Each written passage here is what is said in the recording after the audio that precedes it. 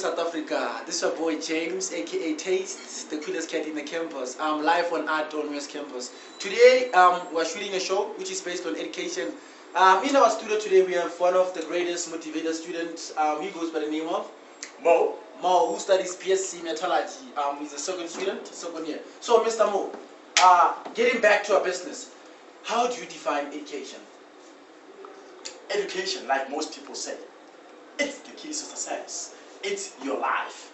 Education is life. Education. If you are not educated, you cannot even know how to bath. You cannot even know how to go to toilet. That's education. So, according to what you just quoted, are you saying it is vital for each and every living being to get an access to education? It's very important here. It's very important. You know, like I said, you cannot be able to do anything in your life if you are without education. Particularly, check it from apartheid era, that time when people were just slaves, not even knowing they were slaves because they were not educated. Okay, thank you. So can I ask you something? How do you distinguish between the Western, which is the state education, and the African education? How do you distinguish between the two?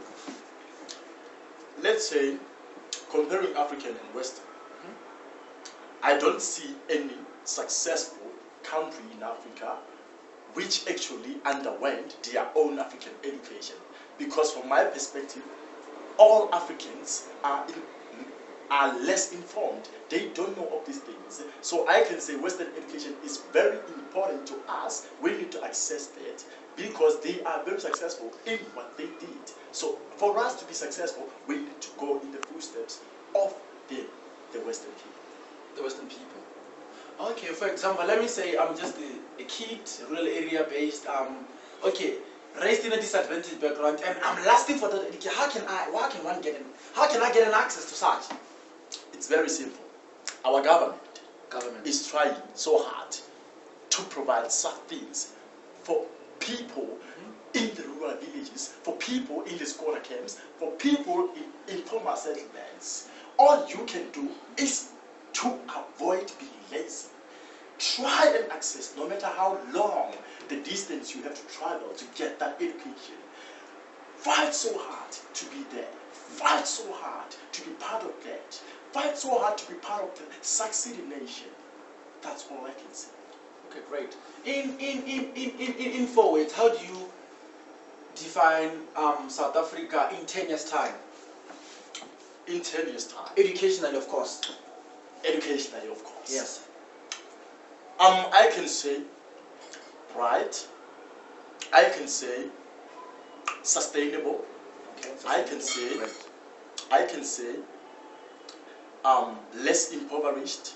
I can say a social country which is probably, if we are lucky enough, okay, away from monopolist, but socialism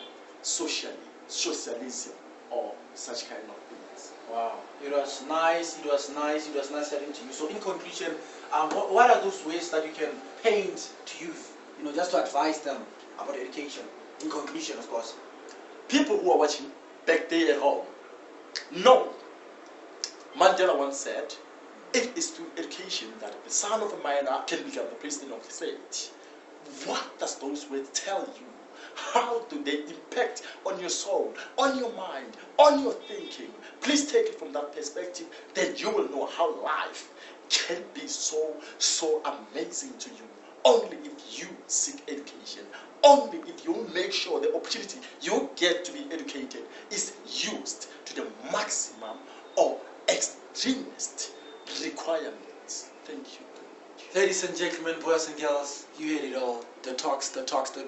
He goes by the name of Mo, PSC studying metallurgy, second year student. Man, this guy is productive. We're going to the end of our session, so please catch us next week, same time, same place, and don't forget to like our page, which is Pain Aples / Pineapples. Thank you, Mo. Thank you.